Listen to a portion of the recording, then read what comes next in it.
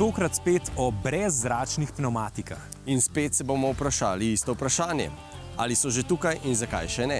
Spoznamo novega člana družine ID, tokrat ID5, ki ni več kot 4, ampak je drugačna 4, kupé.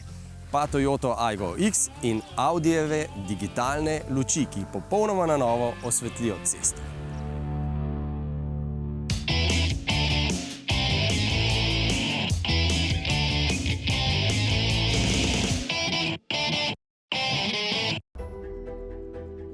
Pozdravljeni v avtomobilnosti.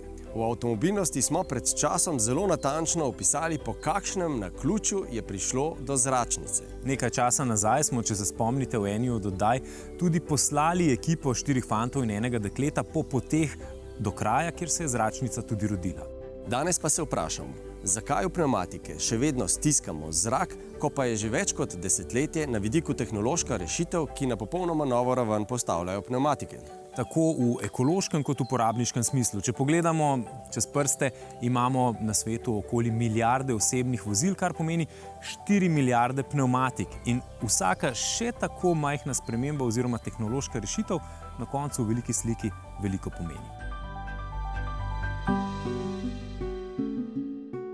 V Ljubljanskem mestnem muzeju ima 5000 let staro kolo.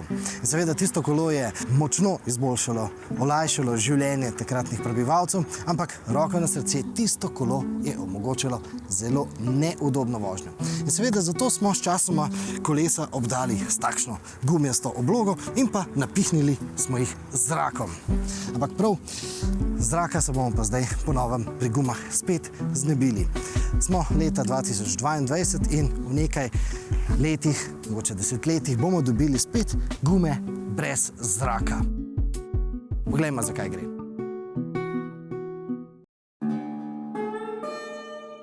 So my first question will be why? Yeah, why? As we start to see autonomous vehicles developing and getting more mature, there's a lot of need to have a redundant system to where if anything were to go wrong, the vehicle can continue on. So imagine if the tire were to go down, lose air pressure, it stops. And there's nobody in the vehicle with an autonomous shuttle, an autonomous taxi. So if you can remove that problem and create a new structure where there's built-in redundancy, if something were to go wrong, it continues to run. And that's actually what this engineered non-pneumatic tire is capable of doing. This is actually an engineered system to where the tire is hanging from the top of the structure. What do you mean, hanging? I have a demo over here. If we want to pull this hoop up, I can show you. So this, imagine this is this part of the tire. And watch when I pull down here, that just bends out of the way. But this all pulls down and gets really tight. So that's what's happening. It's not that it's a shock absorber as much as it just bends and pulls all of that. Just let's go to the materials. This looks like normal plastic. Yes, it looks like normal plastic, but it's not normal. So it's what's called a engineered thermal plastic elastomer. And the word elastomer is key. If you think about rubber in the way we design tires today, there's a lot of rubber reinforcements inside of it. Rubber is the elastic, right? Certain plastics can be created that also behave like rubber. They can go under deformation, it's called, up and down, up and down, up and down, like the cycling of the tire. So it's a special type of plastic that we've used and we've studied and chosen one that works in this kind of system where it goes down and then pulls and then goes down and then pulls. And a key feature is it's also recyclable. So to your first, 100%. yes, you could actually melt that down and reshoot the part and reuse it, which is an answer to the earlier question. Why airless? Well, one issue is we think this is more sustainable. What will I feel in the drive? Yeah, you're actually going to feel a lot of confidence when you're turning. One of the advantages of the system is it has what we call lateral forces. It has a lot of good lateral force. So when you're turning, you can keep turning and keep turning, and it's confident. When you're on the air tire, as you really get into that heavy turn, the air is moving away and you're softening. And then you can kind of feel that sometimes, that you're losing the ability to make the turn. This is more stable, this direction. Now the technology is not all the way there, so it will be a little bit noisier, right? You'll hear a little bit of more road noise in the structure. Torej, nekaj že vemo, avto bo ekstremno glasen. Ampak tisto, kar gremo zdaj na testno progo preizkusiti, je, kako se obnese v ovinkih. So welcome on the track testing from Goodyear, Luxembourg. You can drive a bit fast, but it's not the goal. The goal is here that the tires is working like a common tires. So you can see that the reaction is quite direct. Yeah. I definitely feel it. Yeah, for sure the noise it's different than normal tires and also the comfort. But yeah, it's a project still ongoing, so they are still working on it. They are improving it. So I'm pretty sure that in the future we will receive the next one model with better comfort and noise capability. This tire is all about also the shock absorbing effect. Yeah. Can we test here? Yeah, you can. Can I drive here? Yeah, really. Yeah, comfortably. It works well. And you said we could cut this side. Right, so we have so many spokes, How many spokes? 72 by 4. 72 by 4. Because four lines. Yeah, you can see 4 lines. So if we crash, for example, So you can still drive, you will not remark it. this tire is very noisy. Right. How will you solve this problem? You will not close the tire. Well, that depends. The idea is not to close it. I'm asking this because of the aerodynamics, and they said they need to close the wheels. Yeah, that's correct. That's a good point, very good point. But for the moment, we are not there. Now, if you close it, you add something else additionally, you know. And That would add some weight, or is it? for example, yeah, it would add some weight, and then the cooling will be different. Aha, so this thing. You see, when it's driving, it cools also. So, and then you can also imagine that this system will also cool down Also the brakes. the brakes. Yeah. Zagotovo bo takšna guma nekako vplivala tudi na gumarski posel. Ampak vendarle se ne smemo slepiti. Ta guma ne bo odpravila potrebe po menjavi gum. You said that this is a maintenance-free tire. What do you mean by that? Yeah, maintenance free. The key feature that you have to maintain in your current tire is air pressure. Every day, constantly, you should be monitoring your air pressure. The tire is designed to operate most effective in a small pressure range. Not as important to maybe me driving my own car. I don't check it every day. But to fleet folks that are managing hundreds or thousands of vehicles, just a few different changes in the pressure will affect how fast the tread wears away. It could affect how much heat is built up and you lose the tire performance. And so every day they're maintaining the air. They go out and they blow it up. And the next day they go out every day. You don't have to do that with this. This will not change. So this is designed to always be in the right pressure in the road, so you get nice uniform tread wear, so your tires last longer. So this maintenance-free doesn't mean that it will last forever? No, it does not mean that. And to be honest, in our technical journey, we're not at that point yet to where we say, oh, it would last 10% more or 20% more. We're still really focused on the fundamental parts of the technology. How well can we drive a car with it? No, preden bomo takšne gume brez zraka dobili tudi v takšnih Teslah in drugih osebnih avtomobilih, bo verjetno res preteklo še vsaj nekaj let, če ne celo desetletij. Ampak že danes pa Goodyear takšne gume izdeluje tudi za vozila, ki se že danes vozijo po cestah. Spomnimo lahko na estonski startup Starship. Ta izdeluje robote za dostavo recimo kave iz bližnjega Starbucksa ali pa za dostavo hrane, recimo pice, po manjših okoliših, recimo po kakšnih kampusih ali pa po majhnih mestnih ulicah. In spomnimo lahko tudi na Ollija. Seveda gre za majhen avtonomni šatel in v takšnem avtomobilu smo mi sedeli že leta 2016 v Los Angelesu, ko smo se prav v tistem majhnem avtomobilu pogovarjali z glavnim marketingerjem.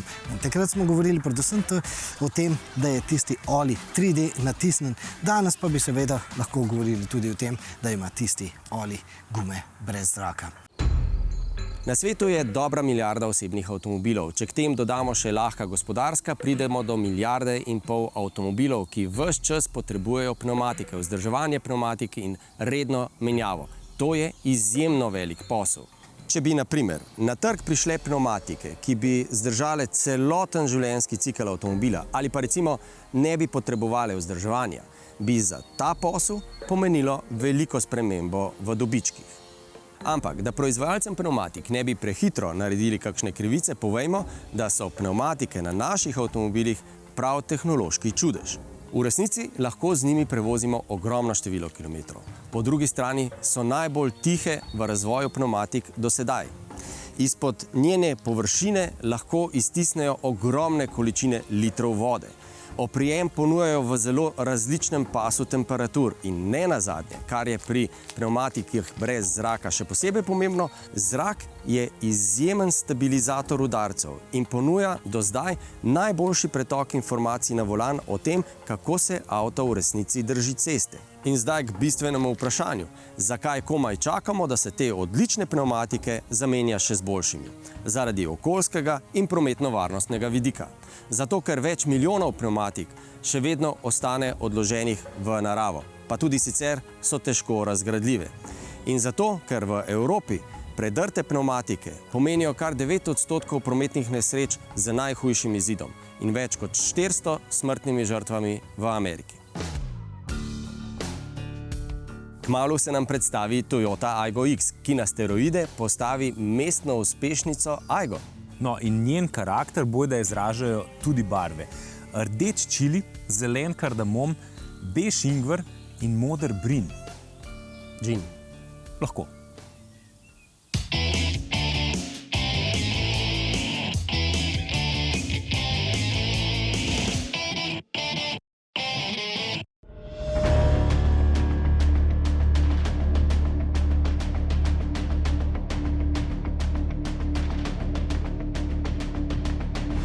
Precej logično je, da se je po Audiju Q4 e-tron Sportback in Škodi Enyaq Coupe zgodil tudi kupejevski ID.4.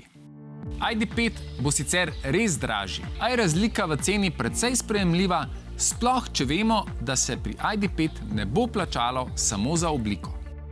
Yes, exactly. They get the SUV styling and the coupe styling for it. They will have also extra equipment to it, like for example the bigger inch wheels, so they always start with 19-inch wheels. The GTX version even have 20-inch wheels. They will have a nice front and rear bumper to it. They will have bi-color concept and also in addition, for example, in the interior of the car, they will have a 12-inch display.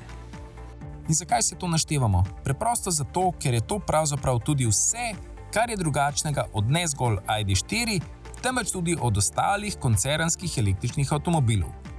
To pomeni, da so platforma, baterije in zmogljivost elektromotorja enake oziroma že poznane. A čisto enak vsem ostalim koncernskim avtomobilom pa ID.5 vseeno ni. Je začetnik nekaterih novih tehnologij, pri katerih velja izpostaviti pomoč pri prehitevanju. For example, we show here the Travel Assist 2.5 with swarm data. So that's an automatic overtaking process which the car leads you to. So very easy of use. So a nice feature which is now here new in the ID.5, but also is coming out in the other cars. And also we have the plug and charge connectivity. Funkcija priključi in polni pa je nekaj, kar si kupci električnih avtomobilov želijo že dolgo, saj bo prihranila marsikatero stresno situacijo. Yes, that's very convenient for the customer. So if you are approaching, for example, a charging station, then the car also connects to the charging station itself. So it's pre-installed, so it's very easy and you're actually saving some time. When you plug in the cable, then the charging process automatically begins. Če Mustanga vsi dobro poznamo, pa veliko manj velikega Explorerja.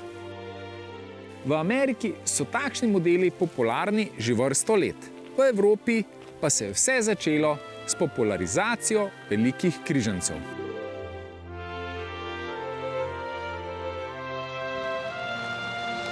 No, kakršnih koli križancev. To pa je seveda pomenilo, da lahko znamke, ki takšne avtomobile že izdelujejo, slednje pripeljajo tudi v Evropo.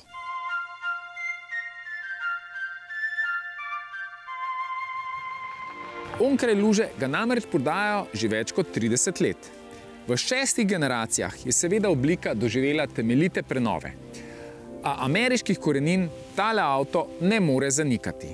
Že svojo pojavo ne, saj je velik, širok in visok ali na kratko mogočen.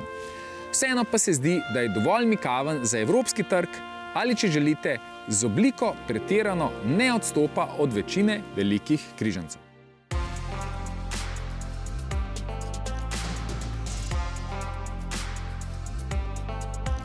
Drugačni so ameriški avtomobili tudi v notranjosti. Morda je manj poudarka na detajlih, pa več na uporabnosti in prostornosti. V Explorerju bodo odlično sedeli 4 odrasli. Tu, na sredinskem sedežu, se sicer lahko sedi, a za daljše poti bi ta sedež izpustil. Zadaj sta še 2, precej bolj razkošna kot tale sredinski, a je prostornost na njih precej odvisna od potnika v drugi vrsti. S pomičnim sedežem je pač potrebno najti prostorski kompromis. Najbolje se brez dvoma sedi na vozniškem sedežu. Delovni prostor sicer ni nič posebnega, a je udoben, prostoren in ponuja vse, kar voznik potrebuje, vključno z digitalnimi merilniki, volanskimi stikali in nenazadnje sredinskim zaslonom. V dobi digitalizacije in tekmovanja, kdo ima večjega, Explorer sicer potegne kratko, a dobrih 10 palcev velik zaslon vseeno ni med najmanjšimi. Bolj pomembno je to, da deluje in da je relativno hitro odziven. Glavni razlog, zakaj je ta avto sploh pripeljal v Evropo, pa tiči pod motornim pokrovom. Sicer ne bo dovolj, če razkrijem, da je pod pokrovom 3-litrski bencinski 6-valjnik. Sam po sebi bi bil namreč preveč potraten za evropskega voznika. A ker so mu dodali še električno pomoč, zdaj tale Explorer nastopa kot priključni hibrid, številke pa prepričajo same od sebe. Sistemska moč je 336 kW ali po domače spoštljivih 457 konj. Še bolj impresivnih pa je 825 Nm navora. Tako motor nikoli nima težav s težo avtomobila, ki ob polni potniški zasedenosti presega 3 tone. A verjetno vas vseeno zanima poraba. Ja, če bodo litij-ionske baterije s kapaciteto 13,6 kWh polne, je ta lahko po Fordovih pričevanjih skromne 3 litre za 100 prevoženih kilometrov. Naš norni krog je zahteval okroglih 5 litrov, pri čemer smo skoraj polovico 100-kilometrske poti prevozili na elektriko. Že preprost izračun pove, da je bila zgolj bencinska poraba 10 litrov, seveda ob zmerni vožnji. Če pa želite razjeziti Fordovih 457 konj, bo verjetno tudi 15 litrov za 100 prevoženih kilometrov premalo. Aygo je na slovenskih cestah že dobro znano ime, saj je zgodovina tega modela dolga že več kot 15 let. Ampak ta zgodovina se je zdaj začela pisati na novo. Pri Toyoti so njegovemu imenu namreč dodali še črko X.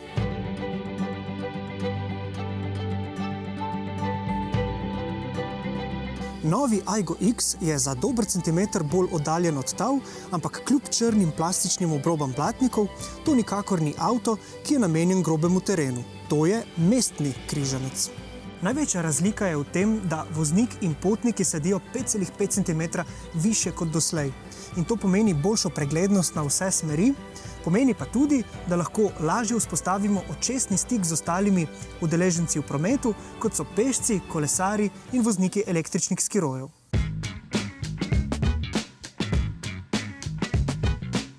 Aygo v tej generaciji ni več delan v sodelovanju s Citroenom in Peugeotom.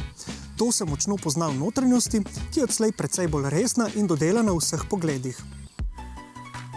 Glavna zanimivost oblike Ayga X je streha v obliki pagode. Gre za valovito streho, ki poskrbi za bolj všečen videz avtomobila, obenem pa izboljša količnik zračnega upora. Če avtomobil dobro reže zrak, se to pozna tudi pri porabi goriva. Ta je tekom našega testa znašala dobrih 5 litrov na 100 prevoženih kilometrov, ob radikalno ekonomični vožnji pa se lahko spusti tudi pod mejo 5 litrov. Tako za pogon skrbi litrski atmosferski trivaljnik, ki ima 53 kW moči. Slednjo napredni kolesni par prenaša prek neskončno stopenskega menjalnika CVT. Ja, pri dinamični vožnji se motor po njegovi zaslugi zaganja in tudi precej glasen je. Od tega avtomobila pač le stežka zahtevamo športno odzivnost in močne pospeške. Že na primer proti ljubljanski mestni obvoznici.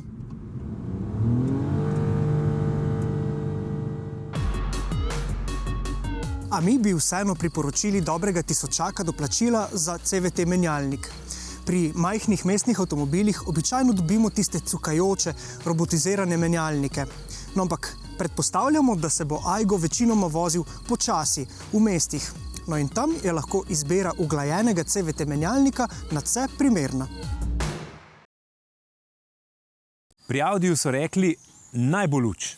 V bistvu so rekli, prednost je v tehniki in ponovno dokazali, da lahko tudi v svetilih vse skupaj zasveti popolnoma drugače. No, kaj sem pa jaz rekel?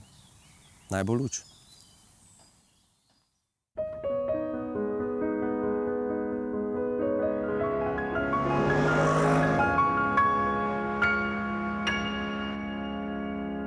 S8 je seveda najbolj športni del ponudbe modela A8 in ker je to A8, se pravi več kot 5 metrov dolga limuzina, to še vedno pomeni, da v tem avtomobilu lahko dobite udobje, tiho, mirno vožnjo, čeprav z zelo visokimi avtocestnimi hitrostmi.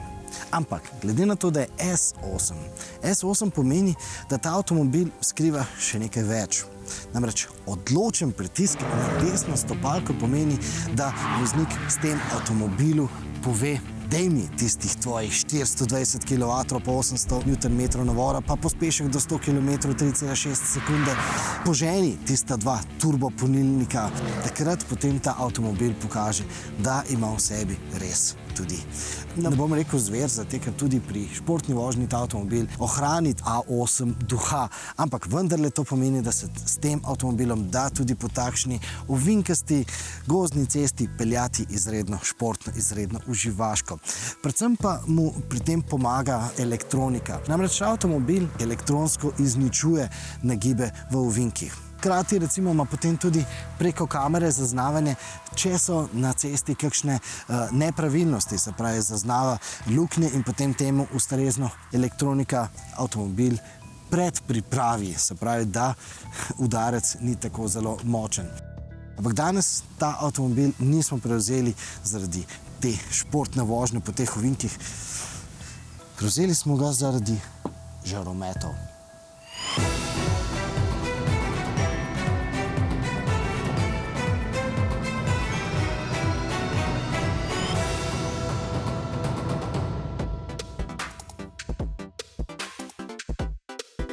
No, da bomo te žaromete razumeli, se najprej spomnimo na matrične žaromete.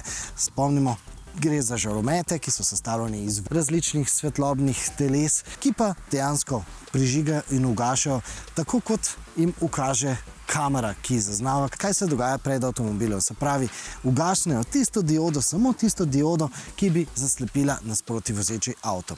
Zdaj pa to funkcionalnost matričnih žarometov potencirajmo, pomnožimo. Namreč tukaj notri lahko ugašamo kar 1,3 milijona majhnih svetlobnih teles. No in to funkcionalnost Audijevi inženirji v svojih razvojnih laboratorijih kar spretno izkoriščajo za svojo lastno zabavo. Namreč naredijo si kokice, prinesejo si stole, potem pa te žaromete izkoristijo, da jim projicira film na neko steno. Predlagam, da ta avtomobil zapeljemo v garažo, pa naj nam gospod pokaže, kako to dela. Oprostite, narobe sem si zapomnil. Filme gledajo pri neki drugi nemški znamki, Audijevi inženirji se namreč zabavajo z videoigricami. Gre pa seveda za podobno tehnologijo in podobno funkcionalnost, ampak tako igranje igric kot tudi gledanje filmov spadata v poglavje prihodnosti žarometov. Nam pa današnji serijski avtomobili tipa Audi A8 že rišejo to prihodnost z animacijami. Herzstück ist zum Beispiel jetzt hier dieser DMD-Chip. DMD steht für Digital Micromirror Device. Und das bedeutet, dass wir auf diesem Chip 1,3 Millionen kleine Mikrospiegel verbaut haben. Jeder hat eine Kantenlänge von gut 8 Mikrometern. Und das Licht wird entsprechend auf diese Spiegel gelenkt. Diese Spiegel sind einzeln klappbar, bis zu 5000 Mal pro Sekunde. Und somit haben wir die Möglichkeit, Licht entweder auf die Straße entsprechend zurückzusenden, zu reflektieren, oder es wird von der Straße weggelenkt. Und damit haben wir die Möglichkeit, verschiedene Bilder oder in dem Falle Informationen, wie zum Beispiel das Spur- oder Orientierungslicht, umzusetzen. Žarometi so torej postali projektorji in prav te projekcije še dodatno dvigajo varnost. Poglejmo funkcije, ki nam jih prinašajo. Digitalna matrica. Mit der lichtunterstützten Spurführung, wir nennen das Spurlicht, haben wir auf der Autobahn jetzt auch die Möglichkeit, den Spurwechsel mit einer Blinkerprojektion zu unterstützen und damit dem Fahrer mehr Sicherheit zu geben. Zusätzlich haben wir jetzt auch auf Landstraßen die Möglichkeit, mit dem Orientierungslichtstreifen dem Fahrer zu zeigen, wo er sich auf seiner Fahrbahn befindet. Ein weiteres Highlight ist die Projektion eines definierten Symbols direkt auf die Fahrbahn. In Ergänzung zur Anzeige im Cockpit für eine Panne oder einen Unfall wird zusätzlich wirklich direkt auf die Straße im Sichtfeld des Fahrers dieses Symbol projiziert. Das ist ein Plus an Sicherheit für alle Verkehrsteilnehmenden und das alles nur dank der Digitalisierung. Wir finden dieses Modul im Inneren des digitalen Matrix-LED-Moduls, welcher in der Mitte vom Scheinwerfer verbaut ist. Befindet sich noch ein Kühlungselement hinter. Dieser Chip sitzt auf einer Steuerplatine. Wir haben aber auch drumherum natürlich noch ein Matrix-Element und auch ein sogenanntes Low-Beam-Element. Danes smo iz nekoliko drugačnega zornega kota osvetlili pnevmatike in povedali, koliko približno jih je na svetu. Ampak tudi Slovenci dodamo svoj delež in to konkretno. V Sloveniji je 1,2 milijona osebnih avtomobilov. Vsak ima 4 pnevmatike, tako da pridemo na 4,8 milijona pnevmatik. Potem pa imamo še kakšne zimske komplete in smo hitro na 6, 7, 8 milijonih. In če zdaj ponovno pogledamo še en okoljski vidik. Avtomobilov tudi pri nas vsaj v zelo kratkem času ne bo manj. Verjetno jih bo celo več. Se pravi, pnevmatik ne bo manj. Ampak lahko pa podaljšamo njihovo življenjsko dobo. No, življenjsko dobo pnevmatik pa najlažje podaljšamo z ekovožnjo. In te nasvete lahko najdete tudi v naši YouTube knjižnici in seveda tam dobite tudi podaljšane teste osebnih avtomobilov in pa še kakšne tematike, ki jih v oddaji nismo tako na široko razdelali. Mi se vidimo spet naslednji četrtek, do takrat pa srečno!